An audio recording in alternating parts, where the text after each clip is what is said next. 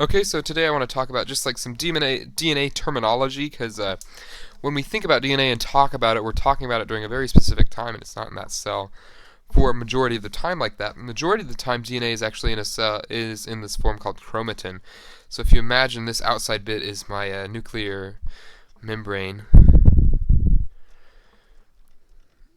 and that's in the nucleus. This is all a nucleus. It's just kind of like, I think of it like spaghetti, so it's all in there, and that's all congealed and everything. And that's what DNA is like most of the time.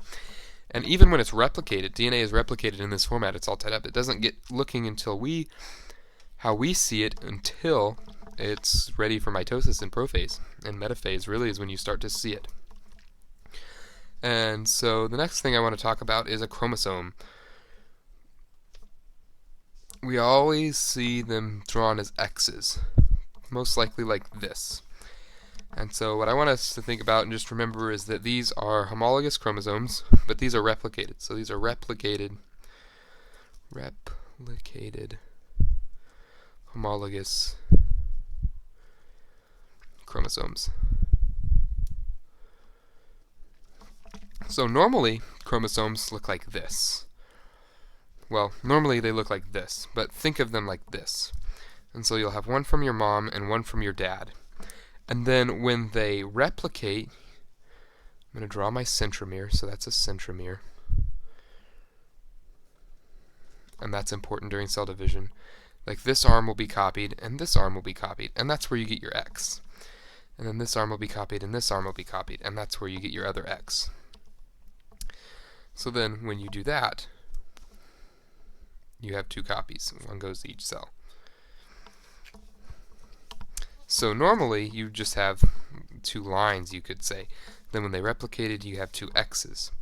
So these are called, when they're replicated like this, and we have an X, this would be called sister chromatids.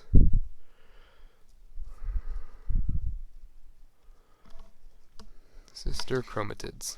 So that's one sister chromatid. This would be another sister chromatid. Together, these are called a tetrad, because there's four. 1, 2, 3, 4. And so these are all different names for kind of the same thing, and so that's where it gets confusing. And then to make this a couple more things to know about DNA. So now I'm drawing an X, but I'm like actually putting some effort into drawing it, right? So there's my X. It could also be represented like this. I have my centromere here. Centromere. And then this is just for an M phase and anaphase. This is where my spindle fibers would connect.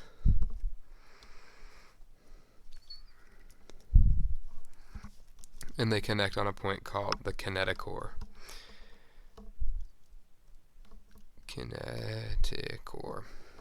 And so that's just going to be the place where the spindle fibers connect when they pull the DNA chromosomes apart. And so hopefully that was helpful, and like just all the different words that fly around when we talk about DNA, because we usually look at it like this, but it's mostly like that. And we think of this as a chromosome when really just this one line is a chromosome, and this is a replicated chromosome, but they're both called chromosomes. Sister chromatids, homologous chromosomes, all those words flying around, so hopefully that was helpful.